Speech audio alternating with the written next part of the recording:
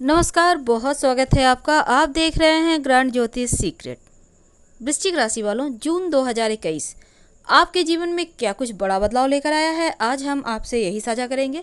तो वीडियो के अंत तक बने रहिए। और ये प्रेडिक्शन चंद्र राशि पर आधारित है। वृश्चिक वालों, जो केतु हैं वो जून के महीने में आपके लग्न में रहेंगे। शनिदेव आपके तीसरे भाव में है। देवगुरु बृहस्पति और चंद्रमा चौथे भाव में रहेंगे। सूर्य राहु सप्तम भाव में बैठे हैं विवाह स्थान पर। शुक्र मंगल आपके अष्टम भाव में है। मंगल देव यहाँ मांगलिक योग बनाकर बैठे हैं। तो महीने की जो शुरुआत होगी ना, थोड़ा सा कष्टकारी होगा, क्योंकि आपका समय बेवजह की चीज़ों में नष्ट होगा। अब जीवन साथी से किसी बात को लेकर विवाद ना हो जाए, इसका ध्यान रखना होगा। वैसे जो अगला सप्ताह है, यानी दूसरा सप्ताह, आध्यात्मिक चीज़ों में आपका मन लगेगा।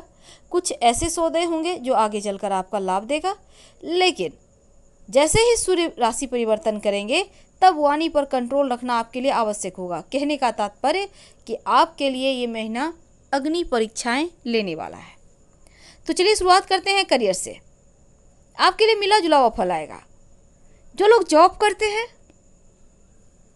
आपके लिए शुरुआत के महीने अच्छा फल देगा। लेकिन उत्तरार्ध जो है, यानी कि सूर्य के राशि परिवर्तन करने के बाद थोड़ी चुनौतियां लेकर आएगा। 10वें भाव में देवगुरु बृहस्पति हैं। कर्म, व्यवसाय, पद, ख्याति का भाव है।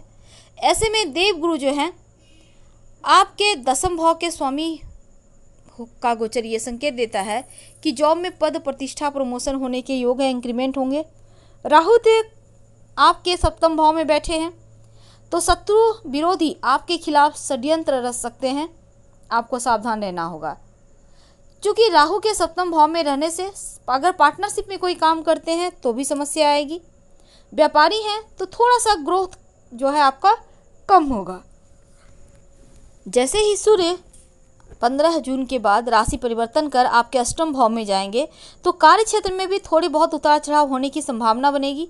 जो लोग व्यापारी हैं, आपके लिए उत्तरार्ध का वक्त ठीक है। ऐसे आर्थिक स्थिति की बात करें तो मिला जुला हुआ फल लेकर आया है। जितना मेहनत करेंगे उसी अनुसार इनकम होगा। ज़्यादा मेहनत करेंगे तो ज़्यादा लाभ देगा। यानी भाग्य ना तो बहुत ज़्यादा सहायता कर रहा है, ना ही बाधा पहुंचाएगा। ये आपके ऊपर डिपेंड करेगा आप क्या कर रहे हैं। कार्य क्षेत्र में आपको अपने प्रयास से लाभ मिलेगा। आप जो सोचेंगे वैसा ही होगा। एक साथ 3 ग्रह मंगल, बुध, शुक्र अष्टम भाव में है। अब इसका मतलब क्या है?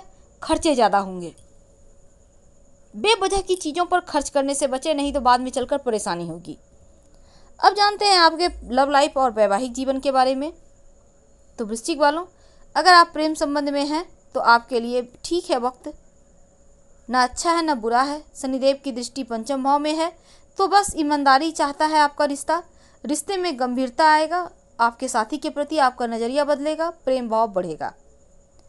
और साथ ही इस समय वैचारिक असहमति भी छोटी छोटी चीज़ों पर हो सकती है, और इससे आपको बचना होगा। वैवाहिक जीवन में है तो देखिए, यहाँ पर विवाद की स्थिति बनती नजर आएगी। बेवजह झगड़े होंगे। ससुराल पक्ष की तरफ से भी हस्तक्षेप होगा, तो चीज़ें आपके कंट्रोल से बाहर निकलती नजर आएगी। लेकिन सूर्य जैसे ही अष्टम भाव में जाएंगे, तैसे ही 15 जून के बाद थोड़ा सा आपकी दाम्पत्य जीवन में परेशानी कम होगा। लेकिन फिर भी मांगलिक दोष बनाकर मंगल बैठे हैं, तो संभल के रहने की आवश्यकता है।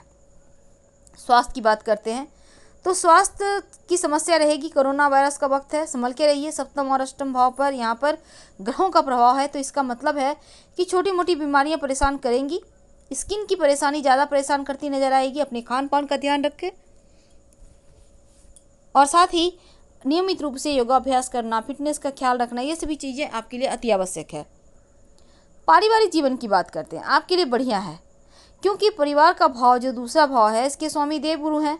अब 4th भाव में बैठे हैं। माता का आनंद का भाव है, तो देवगुरु के यहाँ आने से पारिवारिक जीवन में शांति है, सुख है।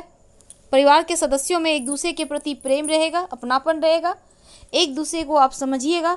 और साथ ही इस समय ग्रहों के सेनापति मंगल की दृष्टि 2य भाव पर है, तो परिवार में छोटे मोटे अनबन होने के योग है। छोटे भाई बहनों के साथ हालांकि संबंध बेहतर रहेंगे।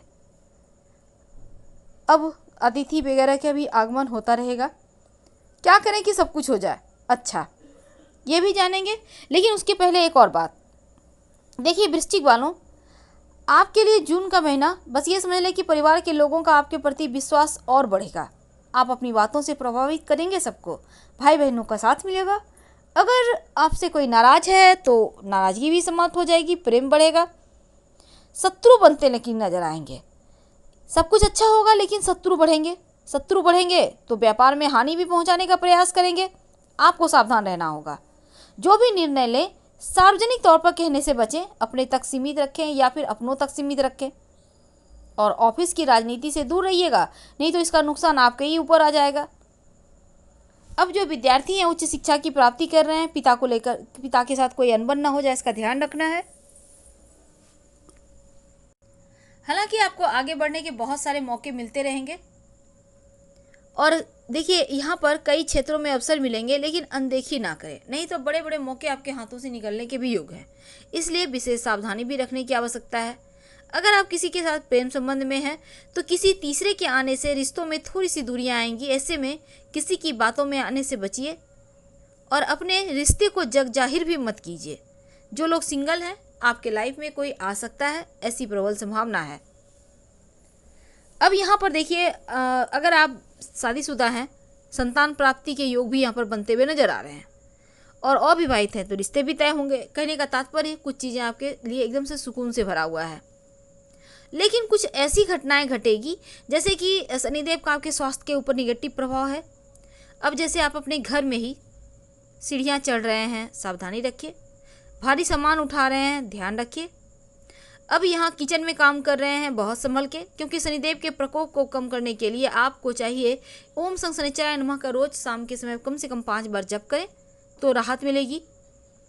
थोड़ा बहुत तनाव है, इनसे बाहर निकलने के लिए आप सोते समय अपने माथे के पास या रूम में आप नमक रखकर सोएं। इससे भी आपको थोड़ी सी परेशानी आपकी कम होगी, लेकिन चोट चपेट की संभावना है, इसलिए आपको संभल के ही रहना होगा। और इस समय कोई भी गलत कार्य ना करें, गलत कार्य करने से बचे, ये बहुत आवश्यक है। तो वृश्चिक वालों, आपके लिए कुल मिलाकर जो जून का महीना है अग्नि परीक्षाएं लेता नजर आएगा। क्या करें कि सब कुछ अच्छा हो जाए? हनुमान जी को मनाइए। एक तो हनुमान चालीसा पढ़कर दिन की शुरुआत करें और ओम हंग हनुमते नमः का जप कर सकते हैं, सुंदरकांड पढ़ सकते हैं मंगलवार के दिन। आपकी मर्जी, आपको जो समझ में आए वो करें, पर हनुमान जी के शरण में जरूर रहिएगा। फिलहाल आपसे विदा लेते हैं। जानकारी अच्छी लगे तो लाइक कर सब्सक्राइब करें। हर हर महादेव। धन्यवाद।